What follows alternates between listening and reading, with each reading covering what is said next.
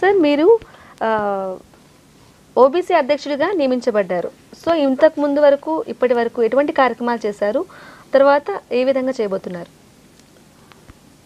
నన్ను ఒక 2 నెలల కిందనే ఓబీసీ అధ్యక్షునిగా రాష్ట్ర అధ్యక్షుడు కిషన్ రెడ్డి గారు నియమించారు. నియమించిన తర్వాతనే ఎన్నికలు కూడా వచ్చేసాయి కాబట్టి మేము ఫస్ట్ ఎన్నికలను దృష్టిలో పెట్టుకొని ప్రజలకి ఎలా పోవాలి, మోడీ గారి సంక్షేమ పథకాలు ఎలా తీసుకెళ్ళాలి అనే విధంగా ముందుకు పోతున్నాం.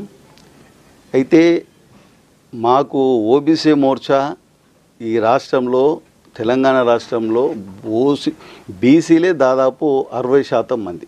అంటే ఎన్నికలలో గెలుపోవటంను ప్రభావితం చేసేది ఈ బీసీ ఓటర్లే. దాన్ని దృష్టిలో పెట్టుకొని కేంద్ర ప్రభుత్వం చేస్తున్న అనేక సంక్షేమ పథకాలని ప్రజల దృష్టికి తీసుకెళ్ళి ఈ రాష్ట్ర ప్రభుత్వం కేంద్ర ప్రభుత్వం చేస్తున్న సంక్షేమ పథకాలు కూడా వాళ్ళ కోటలో వేసుకొని దాన్ని ప్రజలకు తెలియకుండా చేసినారు.